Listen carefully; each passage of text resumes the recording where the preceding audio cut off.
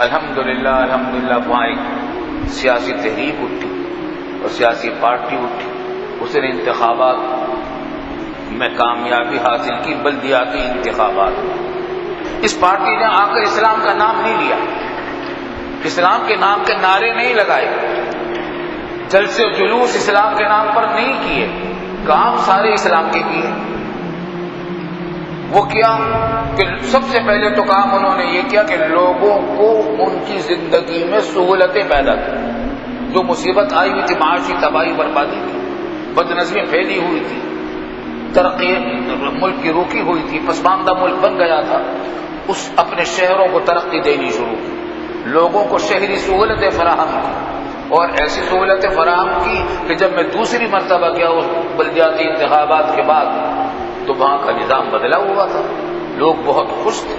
اور بلدیاتی حکومتوں سے بہت خوش تھے، سڑکیں اچھی بنا لی تھی، ہوٹل اچھے بنا لیے تھے، تفریح گاہیں اچھی بنائی تھی، اس میں مسجدوں کی تعمیر کا بھی کچھ کام کروا دیا تھا،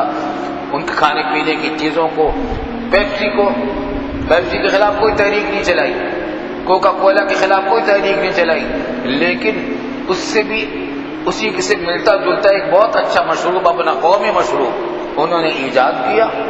اور وہ لوگوں میں پھیلایا، اور لوگوں نے اس کو ایسا ہاتھوں ہاتھ لیا کہ وہ پیپسی وغیرہ کو بھول گئے اور اپنے قومی مشروب کو پینے لگے۔ حکمت سے اس طریقے سے کام کیا۔ بلدیاتی انتخابات میں جب دیندار لوگوں کی حکومت کا یہ انداز لوگوں نے دیکھا تو جب مرکزی حکومت کی اور ملکی سطح پر انتخابات ہوئے تو اللہ تعالیٰ کے فضل و کرم سے یہ وہ لوگ جو دیندار لوگ تھے برسر اقتدار آ گئے، اور آج کل وہی برسر اقتدار رجب طیب اردگان وہاں کے وزیر اعظم ہیں۔ صورت شکل سے کوئی نہیں پہچان سکتا کہ یہ عرب ہیں، ترکی ہیں یا انگریز ہے،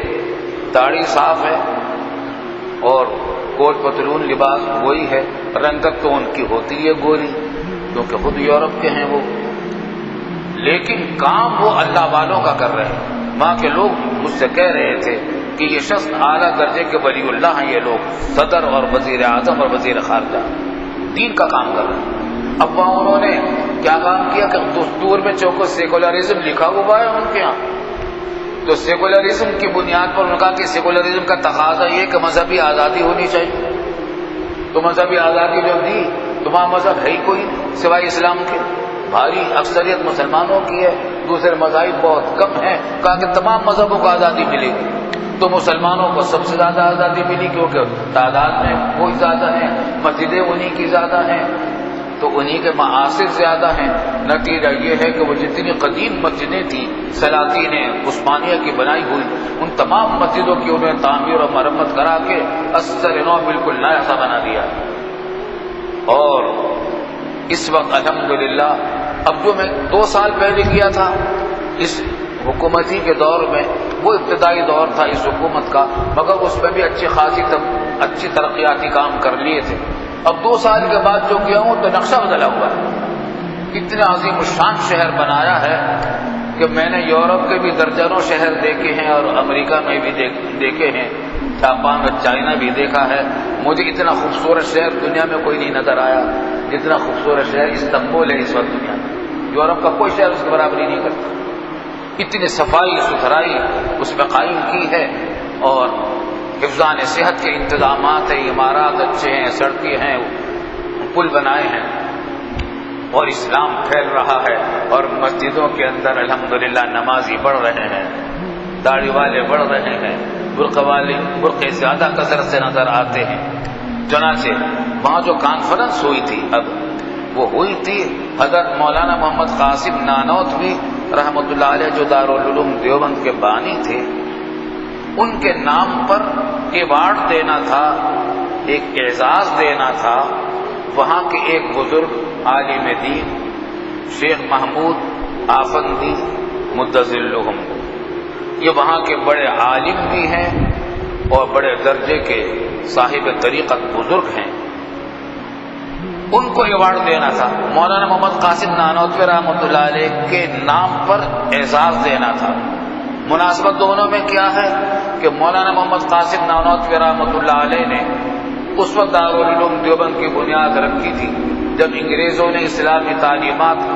کے خلاف زبردست تحریک چلا رکھی تھی اور مدارس تقریباً فنا کر دیے گئے تھے اور اسلامی تعلیمات کے راستے سارے مسدود کر دیے گئے تھے، انگریزی زبان نافذ کر کے جتنے لکھے پڑھے لوگ تھے ان کو جاہل قرار دے دیا گیا تھا۔ وہاں پہلے ہندوستان میں زبان فارسی زبان تھی وہ اور اردو زبان تھی، انگریزی وہاں مسلط کر کے سرکاری دفاتر میں، اب بڑے سے بڑا تعلیم یافتہ آدمی بھی سرکاری دفاتر میں جائے تو جاہل کہلاتا تھا کیونکہ انگریزی زبان مسلط تھی وہاں۔ تو ان حالات میں انہوں نے اور دینی تعلیم کا بیج مار دیا تھا، اسکولوں میں دینی تعلیم نہیں تھی بلکہ دین کے خلاف ساری باتیں سکھائی جا رہی تھی۔ تو منصوبہ انگریز کا یہ تھا کہ اس قوم کو رفتہ رفتہ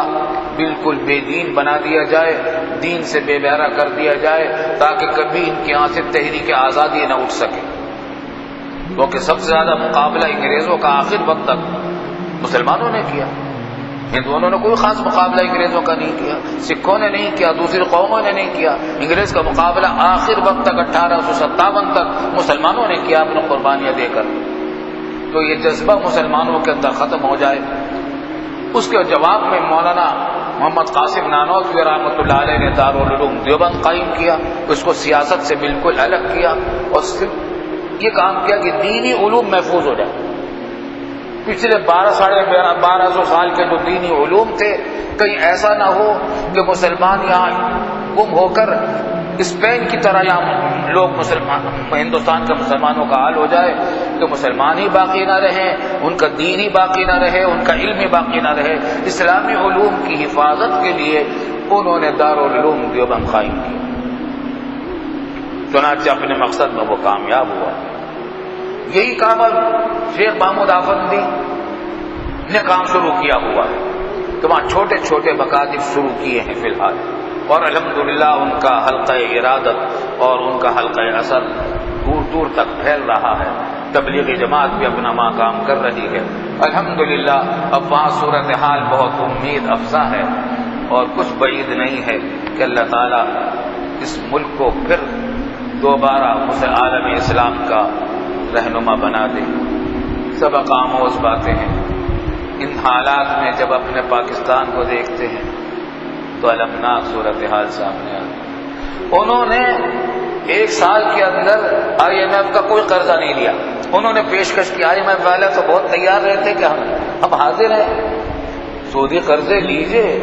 اپنی گردنیں پھنسائیے ہمارے ہاتھوں میں اور پھر ہم آپ کی خوب خبر لیں گے۔ تو انہوں نے یہ نہیں کہا کہ ہمیں نہیں چاہیے، حکمت سے کام کر رہے ہیں۔ ہمارے یہاں تو یہ کہ نعرے لگاتے ہیں کہ ہم نے کاسہ گدائی توڑ دیا ہے، ہر حاکم جو بھی آتا ہے کہتا ہے کاسہ گدائی توڑ دیا ہے، پھر اگلے دن سے پھر مانگنا شروع کر دیتے ہیں۔ انہوں نے کہا کہ نہیں، لیں گے، ہم آپ سے لے لیں گے، ذرا ہم جائزہ لے رہے ہیں کون کون سے کاموں کے لیے کتنی کتنی رقم کی ضرورت ہے، ہم ذرا منصوبہ بندی کر رہے ہیں پورے ملک کی،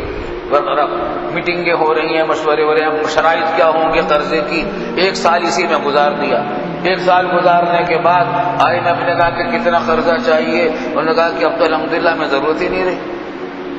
اس عرصے میں انہوں نے اپنے پاؤں پر کھڑے ہونے کی کوشش کی اور پاؤں پر کھڑے ہو گئے، اور آج $1 ان کے اوپر IMF کا قرضہ نہیں، جتنے قرضے تھے ان کو سود سے سب چکا دیے۔ اور